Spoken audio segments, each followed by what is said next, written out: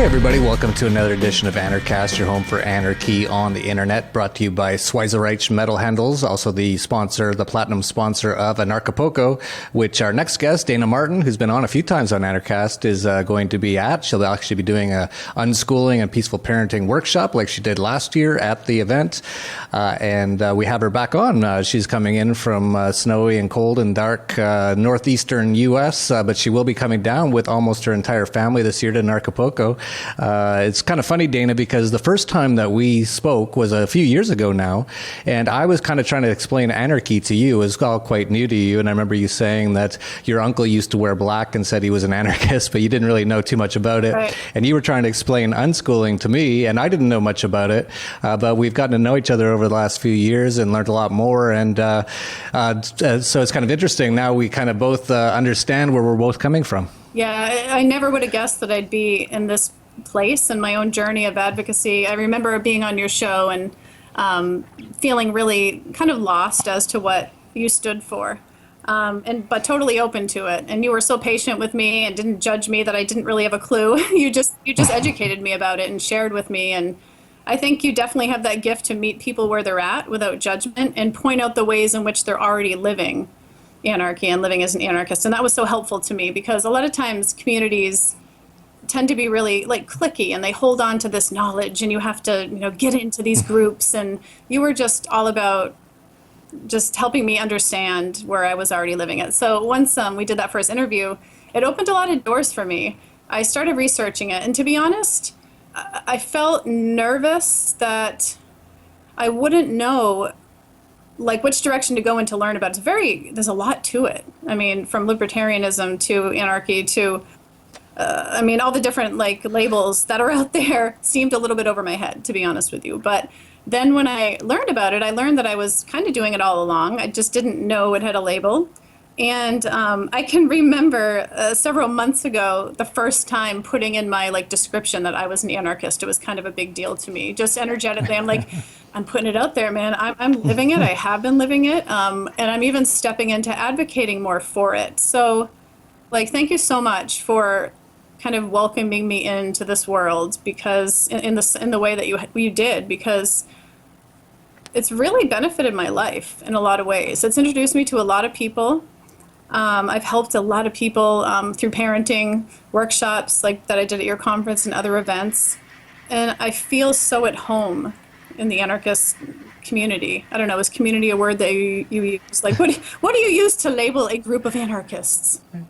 Yeah, that's a tricky one. Anarchists don't like to be collectivized right, or exactly. Included in groups too much. But as long as it's all voluntary, it's all good. So yeah, you could call it the anarchist community. It is a sort of a community, and you saw that at Anarchapulco last year. It's quite a very welcoming and very interesting group of people. Yeah, it was a lot different than I thought, actually, but I was pleasantly surprised. I loved how everybody was so open to having fun and partying and relaxing, but everybody took it really seriously. This was a mission for people to learn and to grow. And people were really open-minded to other ideas, things that they were learning. They weren't afraid to say to me and to other people I'd hear, I need to know more about that. What do you mean? I found the anarchists were really vulnerable and real, which was something I hadn't really seen before, just so open to absorb and learn. So I just felt really at home, and I went last year just with my daughter Ivy, who was 9 at the time, and I remember coming home and telling my husband Joe, you have to go there. I want you to learn and to meet these people. And it was so exciting. For me, when I came home, I just couldn't stop talking. And this year, we're all coming, which I'm so excited about. All except for my son Devin, my oldest, who's 16. He really wants to have that week home alone, which is really cool with us. But I want Joe to meet other people and to grow and expand himself. And Anarchapulco is a place you don't leave there the same as when you came. You don't. And I swear, one thing I said, which is kind of hard to articulate, I could be in a room with people and your consciousness just evolves from being in the presence of other people who are on the path. So it's like the weird energy thing is in there too. The consciousness raises when you're around really aware high consciousness people, and I loved it. I really, really can't wait to come back, and I bet you're excited. Yeah, I haven't even really gotten around to being excited about. I've been just so busy getting ready for it. It's become a monstrosity. It's you know Nathan Freeman very well. Yeah. He's managing the conference, thank goodness, this year, because it's become just this huge thing. And he's so just like so many people with it, he's so passionate about it that he just wants to keep adding and adding and adding. And I'm like, go ahead, but I can't manage any of this stuff. This is getting crazy. We have so many different workshops this year, so many different events, but it's great. And yeah, it's interesting that you said about consciousness. One of the things when I first sort of met you was I found really interesting about you is you had this energy, and I was like, there's something about this person that I have a connection with this person. It just seems like, I just felt attracted to you in that way. Just, you felt like someone I needed to get to know. And of course, I saw you at first on Stefan Molyneux's show, which he's an anarchist, of course. And you were talking about unschooling, which really interested me, but I knew nothing about it at the time. But it's interesting you said about consciousness, because it's interesting. You're going to love, by the way, I think, Anarchapulco this year. We have a lot more sort of more spiritual and more like hippie type people that are just, I think, dead on. Max Egan and Zed Gardner, just amazing spirits, amazing souls. And they always talk about this consciousness. And they say that, you don't even really have to do anything once you sort of arrive at this level of consciousness. It actually just spreads organically. And that's sort of what you were saying, is just being around these people. And I feel it as well. It's like it just changes the energy, just being around that level of consciousness. Yeah, totally. And I think one way to look at it is what I think Anarchapulco is. It's a tool to evolve consciousness. And I think that it's really essential for people to go to events like this and to meet people in real life that they may have heard about or learned about online or through Facebook or watch their videos. It's very different to go and be in the presence of somebody. It's powerful. Like, I remember when I first met you, it was that kind of feeling. I was just like, whoa, like, there he is. There's Jeff, the guy I've been talking to. I felt like that when I met, a lot of people there, because you have an idea of who they are, but then you see them and you feel the energy. You feel that they really do walk the walk that they've been. You can tell by being around somebody, the authenticity and realness of who they are. So everybody was so down to earth, as a whole. I felt as though, when I met Nathan and Lisa, I felt as though I didn't really know them online like I knew them in person. Like, there was a certain angle to who Nathan was, for example, that was just this kindness about his energy that you couldn't really get across online. Like, I thought he was a nice guy. But when I met him, it was so different. It was just like, he is one of the kindest, most giving, empathetic human beings I've ever met. And so what I'm saying is you get that level of depth of people, which evolves you, which helps so much. So if you think you know people from online, you have to come meet them. You have to come be part of it all and merge with the energy and let your consciousness raise. Yeah, absolutely. Nathan's very interesting because he moved here to Acapulco, and he also is unschooling his 3 children. And have you met them all? Yeah.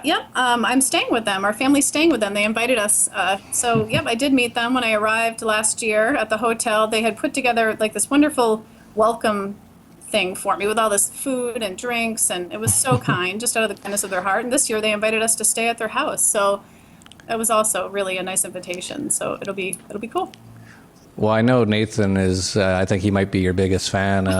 He just, and he actually lives what you've been doing and what he's been learning from you about unschooling and things like that. And I've only met one of your kids, but she's amazing. And I've met all of Nathan's kids, all unschooled. And Nathan's kids almost freaks you out. Their eyes are so blue. Their energy is so creative and open. And it's just, as we were saying, this different energy.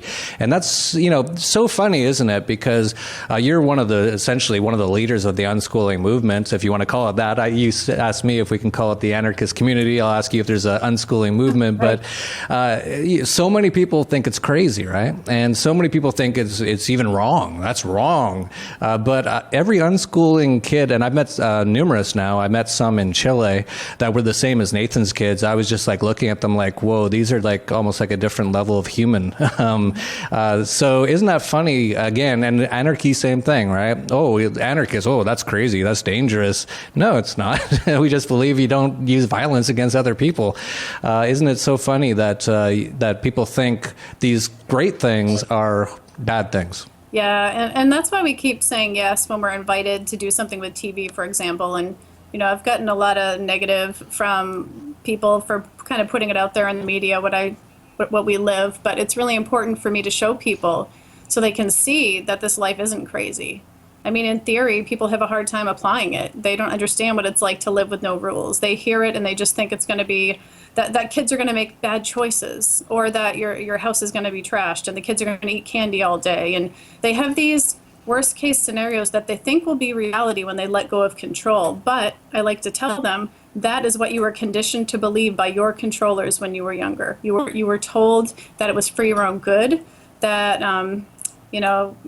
this is what you do when you love somebody. It hurts me more than it hurts you to control you like this. And so, you grow up having... Well, let me cut you off there, because it's really interesting, because essentially what you're saying about unschooling is the exact same thing with anarchy. So people are saying, well, what if we don't have this sort of government of parenting that isn't really strict and controlling? They're so scared of what might happen. It's the exact same thing with, well, what if we don't have a government? What if we don't have someone who watches over and makes sure everyone does things a certain way? It's this fear of the unknown, isn't it? Exactly. And that is, when you said that, I remembered clicking that when we first met, when you first interviewed me, because I felt like this life is the same model as anarchy is. And to assume negative intent from people as a whole is something that we've all been conditioned to do.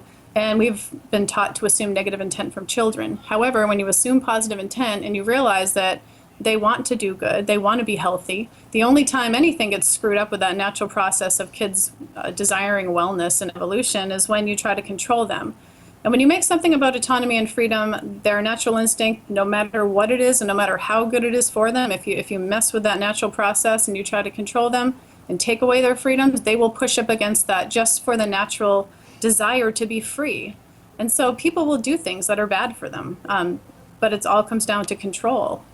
If you trust somebody and they're not terribly screwed up from their own past upbringing, most of the time they'd surprise you. In Anarchapulco last year, there was that overall trust, that there wasn't a lot of kids there last year. I think there's going to be more this year. But the parents I would see interact with their kids, it was nothing like you would see at a typical gathering of parents, where the parents are counting, and you get over here, I'm going to count to 5, and threats and negativity. And the kids there were running free, and we were all in our children's presence. We were there. We were, obviously watching them, but we weren't controlling them. And they were you should have seen them interacting with the other kids at the pool. The other kids were there was one incident where some other kids were splashing other kids and just kind of being mean to them. And the unschooled kids, the anarchist kids, went up to them and just asked, why are you doing this? Come here, let's talk about this. Or I remember Ivy just going up to a boy and just saying, please don't do that. And why are you doing that? And they couldn't understand the behavior of children who are raised with the authoritarian paradigm. And I found that really interesting. So if you're attending Anarchapulco this year, take in some observing of these kids, not in a creepy way. No. It is weird, though, when you say stuff like that, or you put yourself out there, because people, it is weird to say, come and watch us, come see how our kids interact. But honestly, come and hang out with us, come introduce yourselves to us, sit with us, and just watch how these kids interact with their parents and with other people, and you will be blown away. I promise you that. It is interesting to see so many, it's very, very, very common for a family to hit their kids. It might not be like, black eyes or anything, but definitely to spank or to slap or to use some sort of physical violence to keep them in control. They tell them all sorts of rules. That one episode that you were on of that TV show, the reality show, just showed night and day, just the difference in how how kids are when they are being controlled, and how they are when they're not, and when the sort of the parent figure or the person who's older is treating them with respect. It's just absolutely night and day. And so you see those kids at the pool and they're splashing other kids. It's because they've sort of grown up in this environment of, well, you kind of screw around with other people, you use some violence, you tell them what to do, it's just like night and day with the unschooled kids that I've seen so far. Now, of course, a lot of people are going to say, well, I knew one kid who was homeschooled once and he's an idiot. Well, I'm sure it's totally possible. But then you have to look at how they were homeschooled, of course. And usually those sort of cases, it's sort of like a parent that's never around and do whatever you want, I don't care, and treats them kind of like they don't care about them. And that's possible. It's not like unschooling or even homeschooling. I know you don't like homeschooling much, but unschooling or things like that is like you just let them do whatever they want and it all works out great. No, you have to be very involved. It's not an easy thing to do at all. No, and I love that you say that, because there are some people who think unschooling, and they're even living that way, that it's very permissive and it's really neglectful. And it's not like that at all. In fact, I've seen parents at conferences and stuff where their kids are hurting other kids. And I remember one particular conference, these kids were taking ice out of the ice machine and dumping it in the elevator. And the parents were just like, oh, well, they're just doing what they want. And that's not what this life is. And there's always a couple of parents at an unschooling event, for example, that are like that. They're unparenting. That's not what this life is at all. This life is, you're just doing something different. You have to be present with your kids. I always say that rules are a replacement for being there. That it's easier for parents to have rules and punish because they don't have to pay attention, they don't have to interact, they don't have to be present. And rules are not something that keep kids safe. In fact, they're at much more danger when you have rules. So this type of life, partnership-based, peaceful parenting dynamic is when you're present, we're there, and we're giving information. And because you have a trusting, connected relationship, when you tell kids something, they believe you. They know that there's no punishment on the other side of it. You're not the wall between them and their desires. You look at it in the same way as like you would a foreign exchange student. If a foreign exchange student came to stay with you, how would you teach them the customs of your culture? And how would you go about communicating what's like socially appropriate or what's not? And of course, I know there's a huge range of people's opinions on those kind of things. But my point is, in regards to the peace that you would have and the kindness and understanding in your communication with that type of person, I have with my kids, and they believe you. They know what you're saying is true, and they know that you're not lying to manipulate them and get what you want. So it's definitely not for the lazy parent. It's a very involved, hands-on philosophy, and it's really hard for people to replace control with presence and explaining and giving choices. So that's one thing I'm educating people about at Anarchapulco. I'm breaking it down for a full day workshop, but it's broken down into certain sections. And but I'm also willing, of course, the attendees of the workshop, their needs come first. So whatever people bring for questions, I'm happy to offer support as well. Yeah, you bring up a great point about trust, and that's something I've really learned. So when we first met, I essentially was peaceful parenting and almost unschooling my kids, essentially, and it was going great, and it still is to this day going amazing. My kids are amazing, I think they have this level of trust. And actually, here's an interesting sort of thing that happened recently with Christmas. There was my kids are 9 and 11, and I think they still believe in Santa. And my wife is Mexican and really loves Christmas. She just thinks it's the best thing ever, and whatever, right? I don't care. Put up a tree, whatever. But I'm not into those things too much. But the thing that really bothered me is lying about Santa. And so with my daughter, and I was trying to tell my wife, and she's like, you better not tell them. And I'm like, well, at what point do we tell them? I don't like this lying. And she's like, this is a tradition. I'm like, okay, all right. And so I came around to Christmas, and so my kids were asking her for all kinds of crazy stuff. And I said, Santa's not rich. And so when they got their presents, there was no presents from me. And my son asked, Papa, why didn't you get us presents? And I said, well, I worked with Santa this year. He was, he doesn't have a ton of money, Santa. So, I helped him out. And my son was like, oh, okay, cool. And then it turned out they put the wrong, my daughter wanted a flat screen TV for her room. So we got her that. And they put the wrong one in the box. So the next next day we were unpacking it, and I was like, oh, this is totally the wrong TV, and it's not a very good one.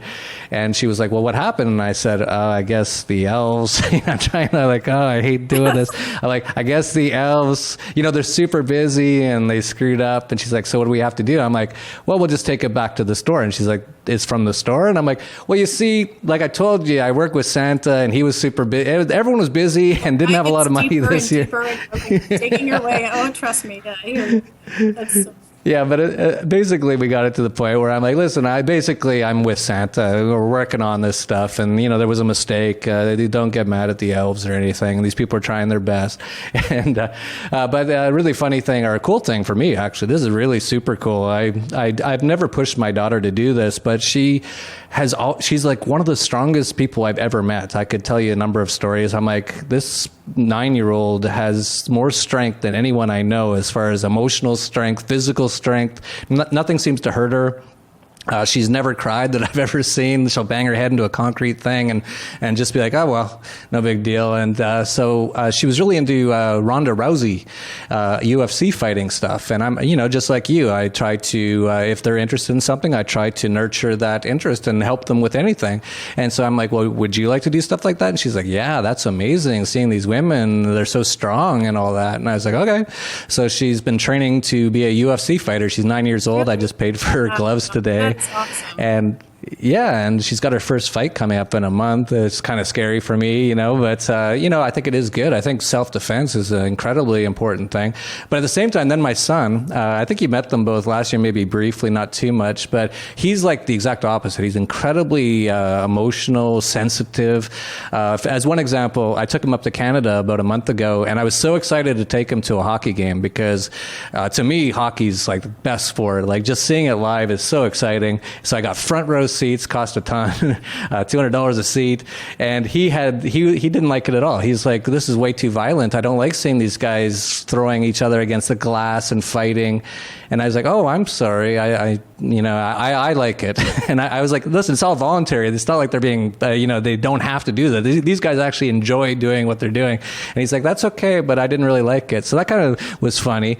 And then my daughter's becoming a UFC fighter. So it's just sort of interesting, sort of the different styles of kids and how you treat them. But again, you don't force them to do anything and just help them along with whatever they want to do. My son doesn't want to be a fighter, so he did go with my daughter the first day. And he's like, I don't like it. I'm like, no problem. You don't have to go.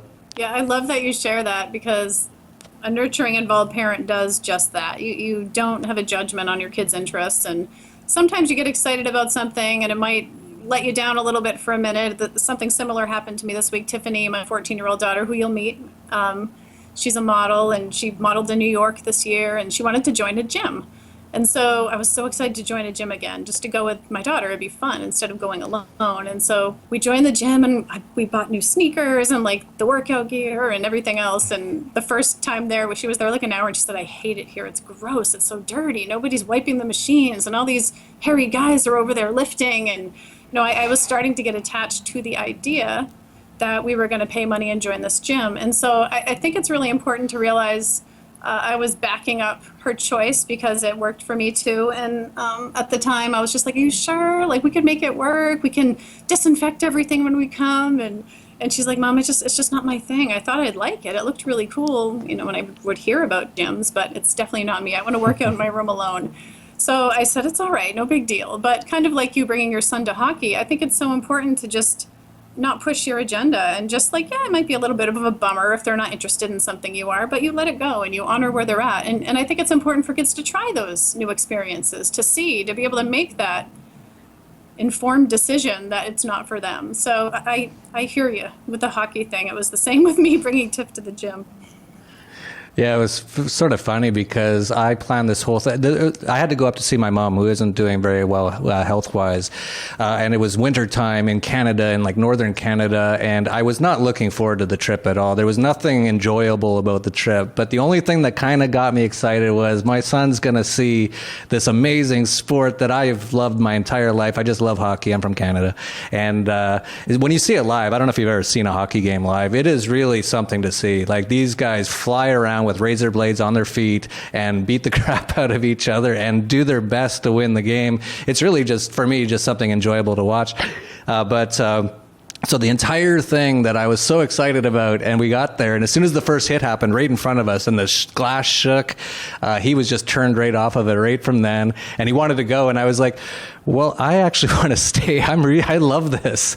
And I said, you know what? You've got your Wii with you. Why don't you just play your Wii?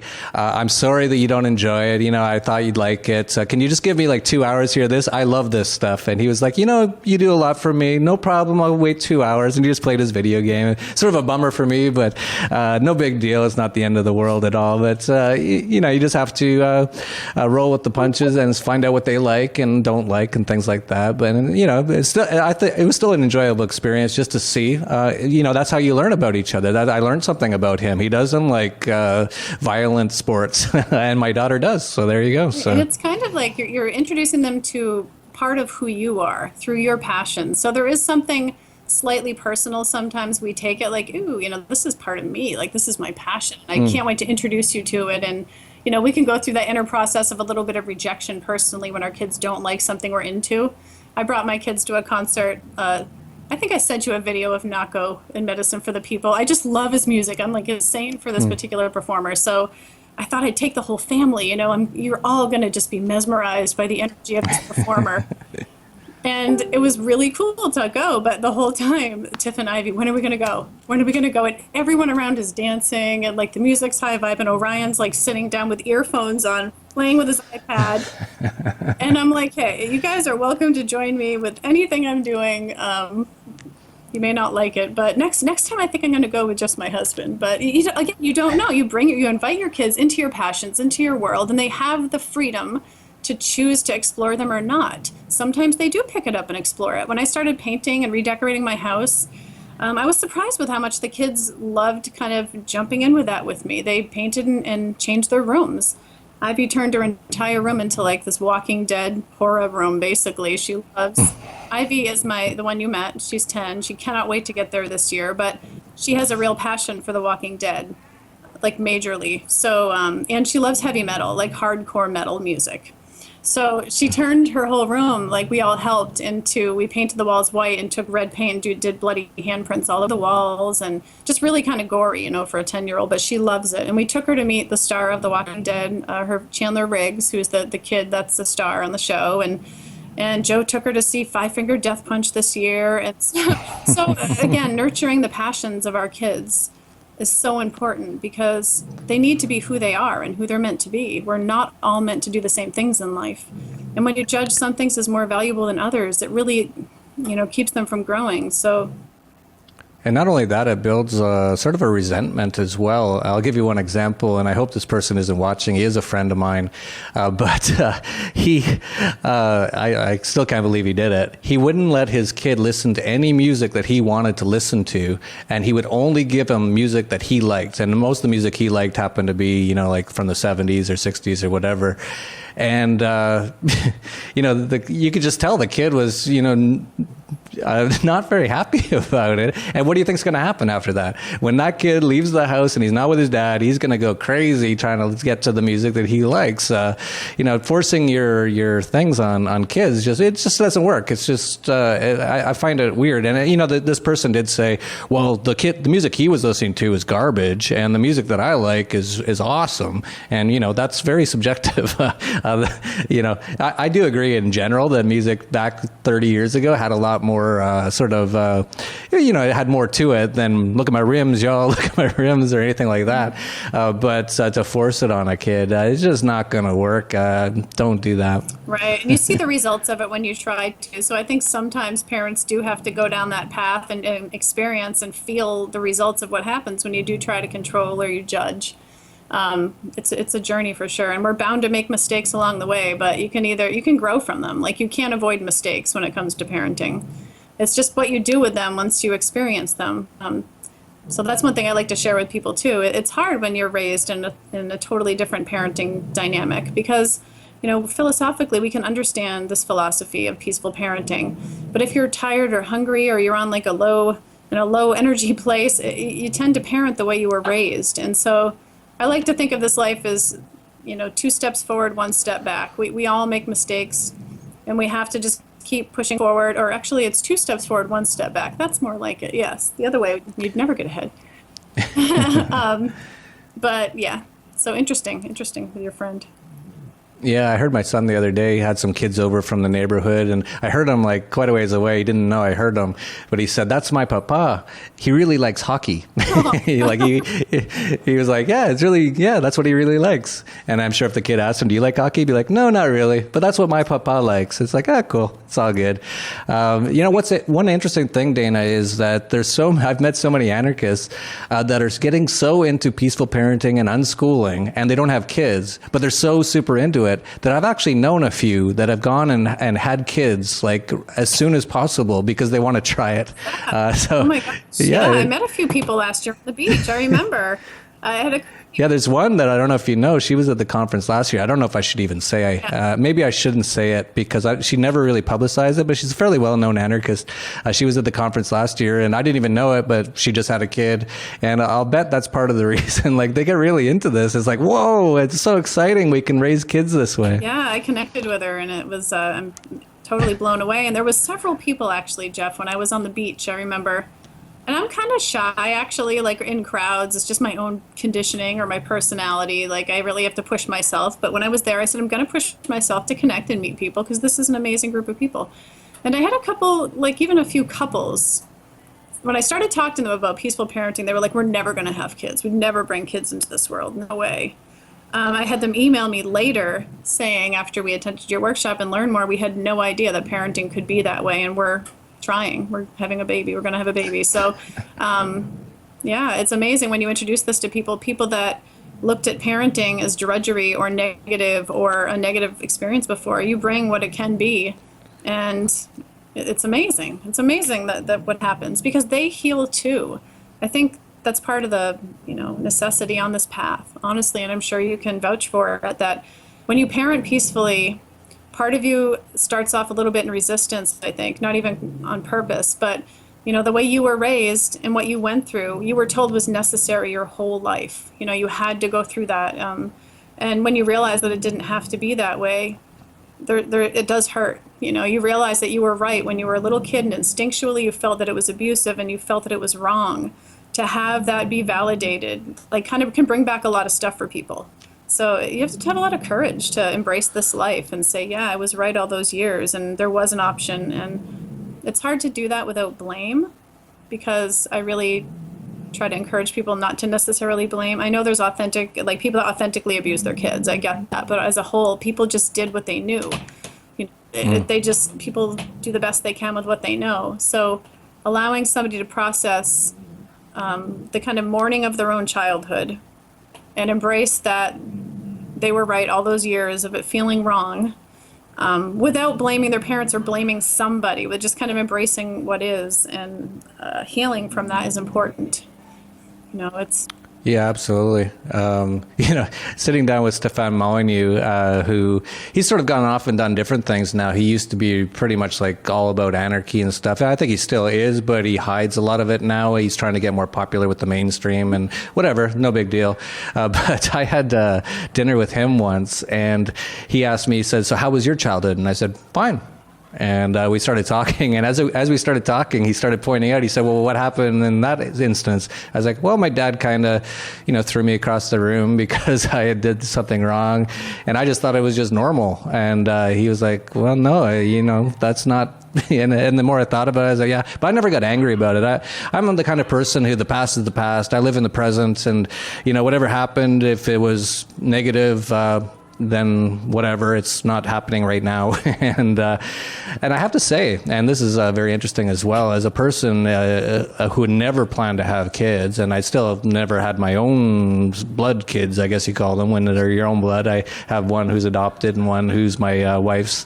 It has actually been unbelievably, surprisingly amazing. I never thought I'd be into it, and it's not even something I'm into. It's just something that there's two little people who live in my house, and they're so cool and they're so fun, and the things they say is so interesting. They've got this fresh perspective on everything, and they say, I actually think I learn more from them than they learn from me. Really, they are always just looking at things with this amazing perspective. So, I'm not trying to say to people out there, have kids if you don't have kids, but I'm saying like it was definitely surprisingly wonderful, and you'd probably agree with me on that. Yeah, definitely. It's a roller coaster of emotions. It certainly is, and I do learn a lot from my kids, more than, well, pretty equal, I'd say, than from what they learn from me. But you have to be open to hearing them and meeting them with their passions in the same way that, I'm sharing that we pull our kids into our passions and share it with them. You have to be willing to do that too, and be willing when they're passionate about something to go with them into that world and support them in that. But parenting is meant to be joyful. And when I say that to people, I think they're kind of taken aback because they believe that it's kind of difficult. Like, people say to me all the time, like, how can you homeschool? I can't even imagine. Because they imagine it being like, okay, so they control their kids all day long. They control their kids, and they fight about brushing their teeth. They fight about going to bed. They fight about everything, what to wear that day. They can't even fathom fighting to do schoolwork too and being the teacher. And when I share that it's not like that, it's an entirely different parenting dynamic, they're pretty relieved, and they're open to homeschooling with this particular method or philosophy, which is unschooling. So we're definitely changing the world with this perspective and this philosophy. And everybody that came to the workshop last year, and it was a full room, I was really pleasantly surprised with how many people went, and a lot of single guys that just wanted to learn it. What was so touching to me is like these single men saying, I know now what to look for. I've carved out a philosophy to communicate with whoever I want to be with, who I'm dating, to find out where they stand on things like home birth and unschooling. And I said, well, guys, you're going to narrow your market a little bit, I think. I think you need to start some kind of anarchist dating site. I know that's been discussed before, but seriously, because... Well, actually, on the same day as yours is a 2-day direct dating summit by Sasha Daygame, who's one of the most famous people. When you meet him, you'll really like him, I think. He's one of the most famous people on YouTube. He started off as what they call a pickup artist, but he's really morphed. Actually, his entire thing this year is on relationships and how to have better relationships. And so, we've got that at Anarchapulco too. You're going to have yours. So for anyone out there, if you are even thinking about this, or so many questions. That's one of the things I've always found with this, and I know that because I had a ton of questions, but I think I understand most of them now. And so it's a good way to connect with other people like yourself, with your family, Nathan with his family, and see how you guys live your life, and to see how it can work. Definitely, and I think a lot of people with kids might be hesitant to go because they think they're not going to be able to take in the workshops and the talks and the sessions. But trust me, even if you can't make certain sessions because your kids' needs are kind of important at that moment, you will learn just from attending, just from being there with your kids, because there's going to be other kids with their kids at the pool. And it's like this total immersion experience. You're immersed in this group of people who are living completely different in every way, and you are forever changed by it. So I'm so excited to go again. I hear this year is going to be insane. Yeah, it's looking like it. So maybe some people who don't have a girlfriend or a wife or anything like that at this point can go to the Direct Dating Summit this year, learn how to be more anarchist in your relationships, more peaceful in your relationships. And then once you start working towards having kids, do Dayna's workshop as well. So Dayna, let's wrap this up. So for people interested in that, just go to anarchapulco.com, click on anywhere on workshops. You'll see the Unschooling a Peaceful Parenting Workshop. It's a one-day event that's on the day after Anarchapulco on February 22nd. And Dayna, just let people know if anyone interested in unschooling, where they can get more information on what you're doing. Okay, you can visit my website. I have tons of articles and videos just to introduce you to the philosophy, to give you a lot of real-life examples. It's daynamartin.com, and that's D-A-Y-N-A, martin.com. Our family also has a YouTube channel, a pretty popular YouTube channel now. It's grown a lot. It's the Sparkling Martins, and so you could just check out our videos. We have like 150 videos out there just sharing. Some are silly and just fun stuff we do, like our vlogging. vacation. And we vlogged Mexico, we vlogged Anarchapulco last year, Ivy and I, and there's 3 videos on it, and they're just the fun. I watched them today with my other kids, and I said, you guys got to watch how cool this is going to be. And I got so excited seeing it. So our vlog, you can just meet our family and just kind of see what this life is like applied. And yeah, you can find me on Facebook, just Dayna Martin. Feel free to follow me and send me a message, and I'm happy to support you in any way that I can to get you on this path. I'm a unschooling coach. So if you're interested, if you're a parent and you just need some support and advice, like a one-on-one experience, you can just send me a message, and I'm happy to schedule you in for this week. That's great. And you'll be at Anarchapulco as well. Yep. You'll be speaking at Anarchapulco, even if you don't want to go to your workshop. So you can get more information there and hang out around the pool with all the kids and everybody. It's going to be quite an event this year. February 19th, 21st is Anarchapulco, so you can check that out. We'll have the links all down below. If you like this video, please like, subscribe, share, so we can spread this information, create a more peaceful and prosperous and wonderful world through things like peaceful parenting and unschooling. So that's it for Anarchast, your home for anarchy on the internet. Peace, love, and anarchy.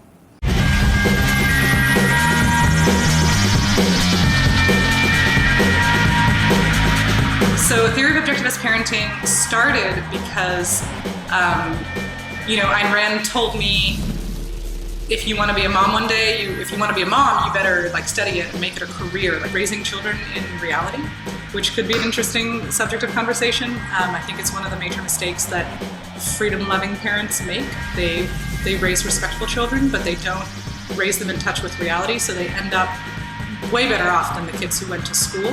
But what ended up happening is that children just got really frustrated and angry and really became these annoying little creatures. I think that feminism, first of all, the entire thing they claim to be fighting for equality has been a lie, and what their actual actions have been. As I've said in many of my videos and my debates with feminists, I've exposed a lot of the, just quite frankly, exaggerations they use to keep feminism as a relevant movement.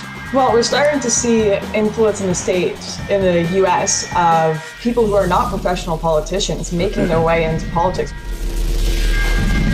From Acapulco, Mexico, this is Anarchast.